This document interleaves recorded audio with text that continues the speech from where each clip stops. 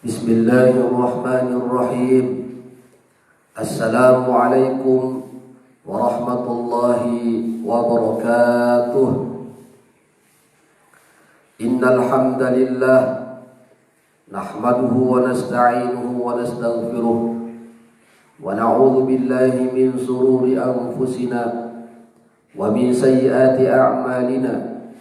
May yahdihillahu fala mudilla lahu wa man yudlilhu fala hadiyalah.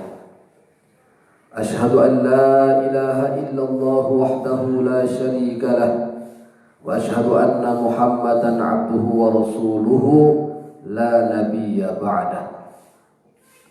Allahumma shalli wa sallim ala hadzal nabiyyil karim wa ala alihi wa sahbihi wa man tabi'ahum bi ihsanin ila yaumiddin.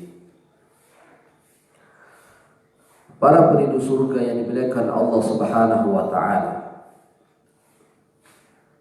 dalam kehidupan kita sehari-hari tidak sedikit kita temui, tidak sedikit kita dapati ada seorang anak yang berani terhadap kedua orang tuanya. Ada seorang anak yang berani melawan kedua orang tuanya. Ada seorang anak yang durhaka kepada kedua orang tuanya. Ada seorang anak yang bermusuhan dengan kedua orang tuanya. Ada seorang anak yang berani mencaci, memukul dan bahkan membunuh orang tuanya. Perbuatan-perbuatan ini tentu saja bertentangan dengan firman Allah Subhanahu wa taala dan juga Rasulullah sallallahu alaihi wasallam tentang betapa pentingnya seorang anak berbuat baik dan menghormati kedua orang tuanya. Banyak sekali ayat-ayat Al-Qur'anul Karim maupun hadis Rasulullah sallallahu alaihi wasallam yang menjelaskan tentang pentingnya seorang anak berbuat baik dan menghormati kedua orang tuanya. Allah Subhanahu wa taala berfirman, "Wa qadara rabbuka alla ta'budu illa iyyahu wa bil walidayni ihsana. Imma yablughanna 'indaka al-kibara ahaduhuma aw kilahuma fala taqul lahumā uffin wala tanharhuma wa qul lahumā qawlan karīmā." Dan Allah telah menetapkan, telah memerintahkan agar seorang anak, agar kita semua alla ta'budu illa iyyah, agar tidak menyembah kecuali hanya menyembah kepada Allah Subhanahu wa taala. Wa bil walidaini ihsana, dan hendaknya kita sebagai seorang anak selalu berbuat baik kepada kedua orang tua kita. Imma yablughanna 'indaka al-kibara ahaduhuma aw kilahuma, jika salah seorang di antara keduanya atau kedua-duanya dalam pemeliharaan kita, artinya sudah tidak mampu melakukan segala aktivitas dengan mandiri, maka jangan sekali-kali mengatakan kepada mereka perkataan perkataan wala tanharhuma, dan jangan sekali-kali kalian membentak mereka. Sebaliknya yang harus kita katakan adalah wa qul lahumā qawlan karīmā, dan berkatalah kepada mereka berdua dengan perkataan-perkataan yang mulia. Wakhfid lahumā janāha adh-dhulli minar rahmati, dan rendahkanlah diri kalian di depan mereka berdua. Minar rahmati wa qur rabbirhamhumā kamā rabbayānī shaghīrā, dan berkatalah kalian wahai anak-anak, berdoalah kalian wahai anak-anak untuk kedua orang tua kalian. Wa qur rabbirhamhumā kama rabbayani shaghira. Ya Allah, ya Tuhan kami, sayangilah mereka berdua, sayangi kedua orang tua kami ya Allah, sebagaimana mereka telah menyayangi kami sejak kami dalam kandungan ibu kami, kemudian dilahirkan hingga saat ini. Kemudian di ayat yang lain juga Allah Subhanahu wa taala berfirman, wa wassayna al-insana biwalidayhi hamalathu ummuhu wahnan ala wahni wa fisaluhu fi 'amaini an ishkur li wa liwalidayka ilayyal masir.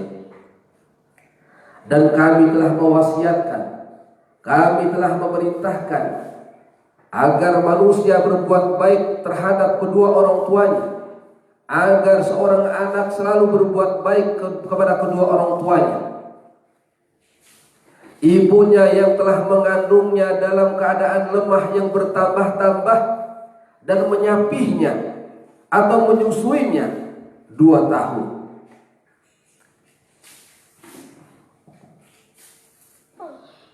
Jadi di dalam Al-Quranul Karim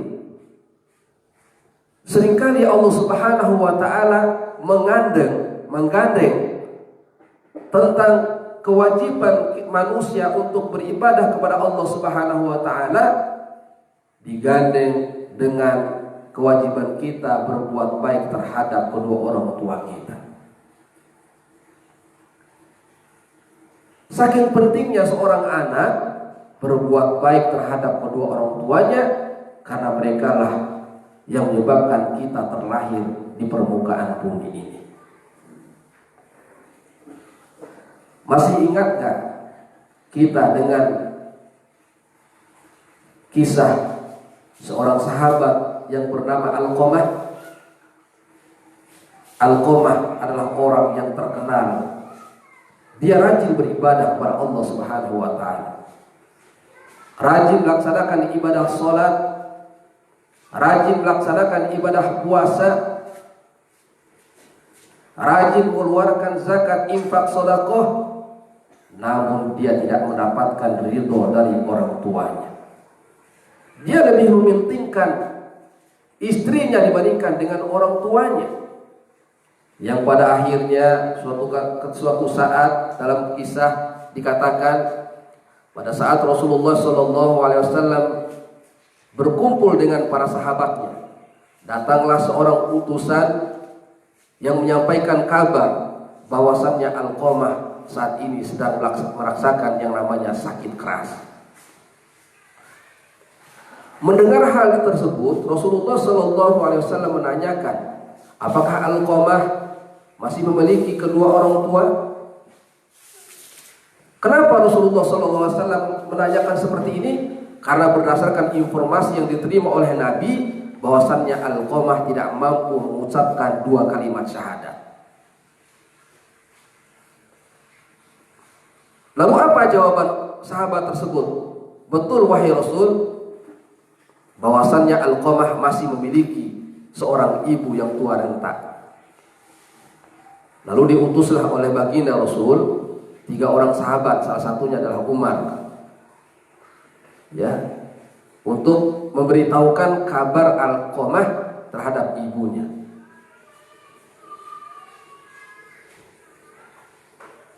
Dan menyampaikan pesan baginda Rasulullah SAW. Apa pesan Nabi?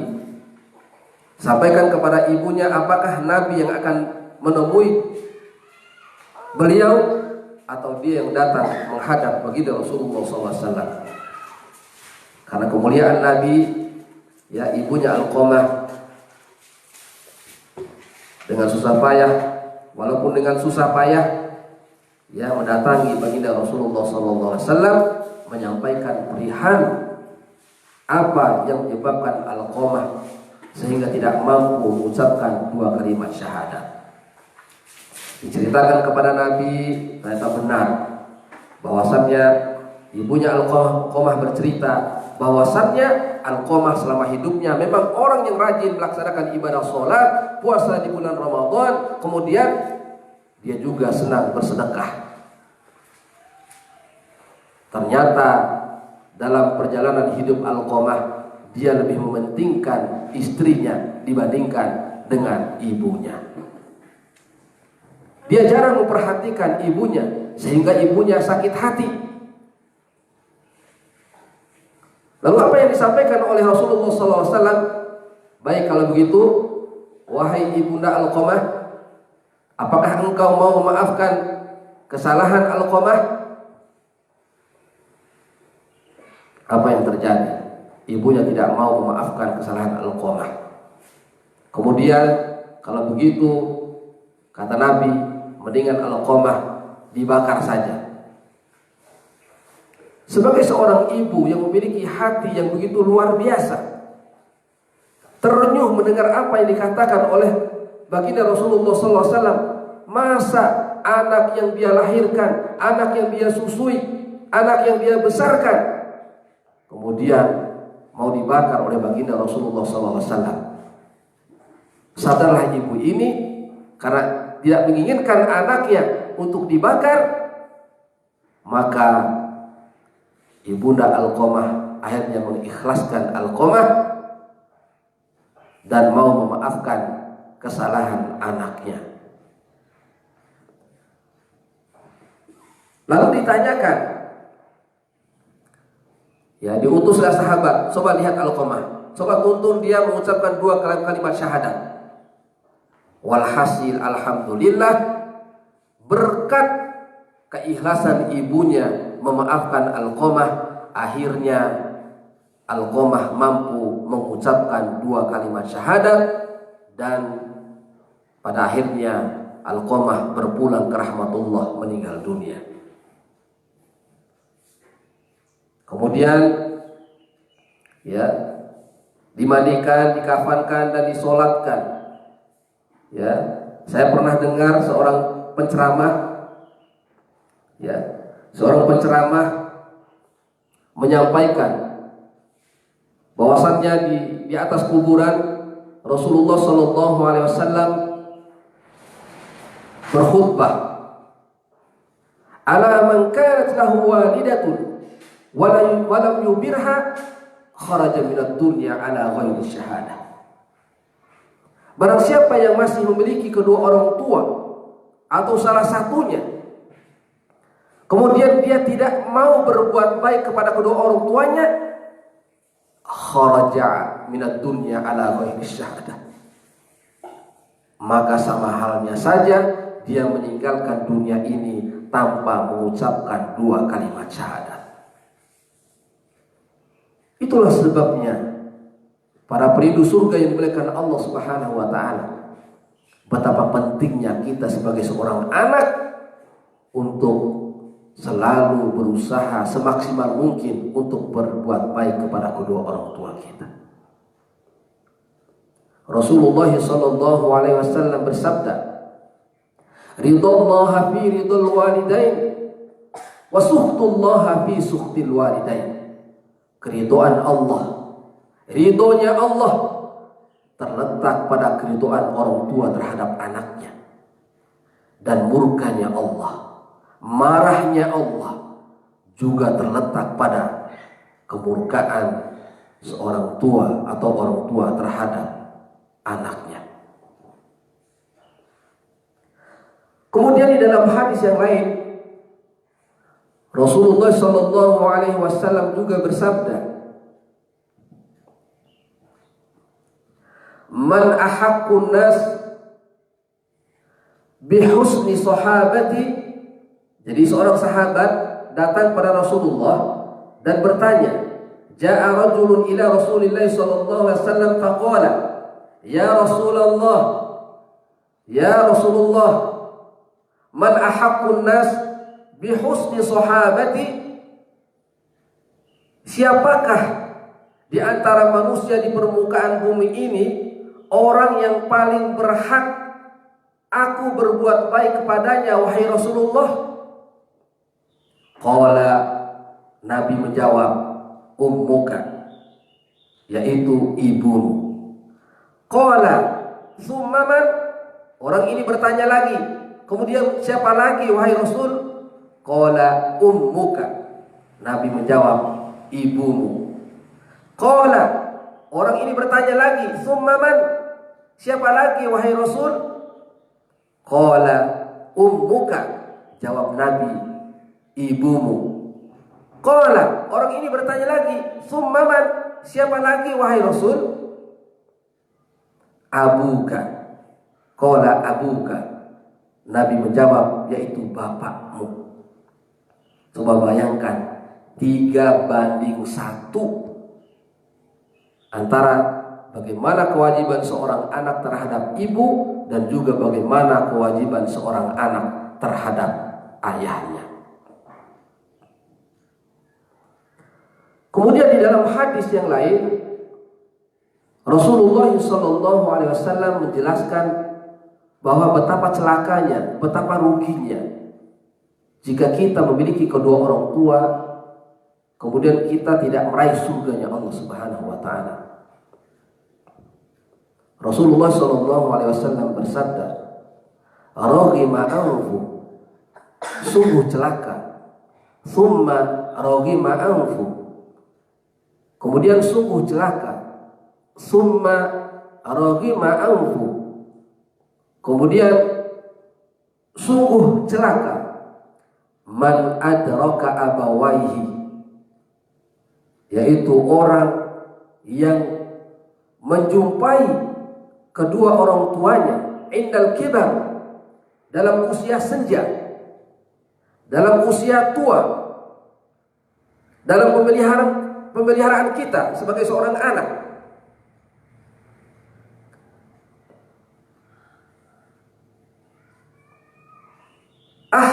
Ahadahuma au kilaihima, entah itu dia menemui orang tuanya itu dalam keadaan tua, baik itu dalam sendirian atau dua-duanya. Falam yadkhulil jannah, kemudian dia tidak masuk di dalam surganya Allah Subhanahu wa Ta'ala. Artinya apa?